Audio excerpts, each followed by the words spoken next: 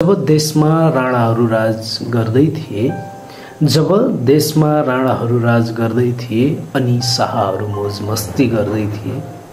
अनि शाहु महाजन छोटे राजा थिए तिनका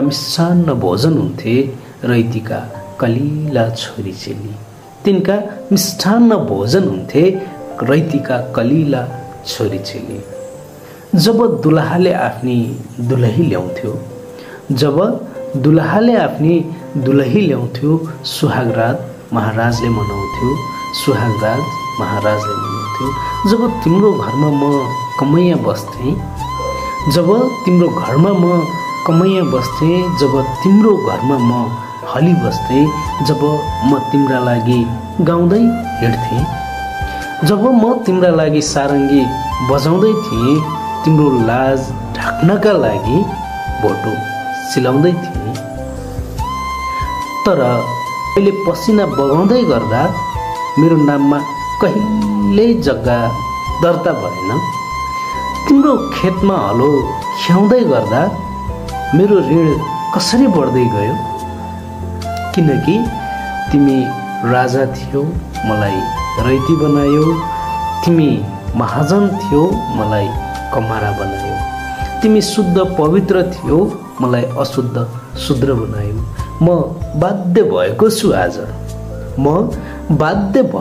आज मैले ती छोरी चेलीको बलात्कार हेर्न सकिन तिमीले म माथि गरेको शोषण सहन सकिन तिमीले म माथि गरेको दमन सहन सकिन जब तिम्रो अत्याचारले सीमा नाग्यो त्यसैले अब म विद्रोही भएको छु अब म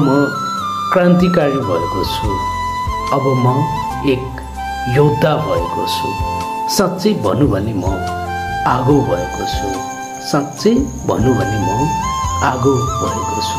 मैले व्यवस्था विरुद्ध लडेको छु मैले राणाहरूका विरुद्ध लडेको छु मैले राजाहरूका विरुद्ध लडेको छु मैले जनयुद्ध लडेको छु मैले ती पुछिएका सिउँदोको पीडा देखेको छु मैले बा आमा गुमाएका टुहुरा देखेको छु मैले सन्तान गुमाएका बा आमाको आँसु देखेको छु मैले ती मान्छे भएर नि मान्छेको हैसियत नपाएका मान्छेको मानवता देखेको छु अहिले पनि गोर्ली र छर्रा बोकेको शरीर देखेको छु घाइते अपाङ्गको साहस देखेको छु व्यवस्था परिवर्तनका लागि ज्यानको आहुति दिने शहीदको स्वप्न देखेको छु व्यवस्था परिवर्तनपछि परिवर्तन भएको योद्धा पनि देखे अनि मन खिन्न पारिरहेको छु के थियो सपना के भयो विप्ना जस्तो लाग्छ पुछिएका सिउँदोको अगाडि के जवाफ दिउँ बा आमा गुमाएकालाई के भनेर सान्त्वना दिउँ सन्तानको लास अहिलेसम्म पनि नपाएकालाई के उपहार दिउँ मसँग यी प्रश्नहरूको जवाफ छैन म लाचार छु म जवाफ दिनेलाई खोजिरहेको छु यदि जवाफ दिने अधिकारी भेट्नुभयो भने सम्पर्क गर्नुहोस् है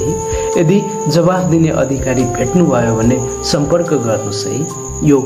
जवाफ दिने हराएको सूचना हो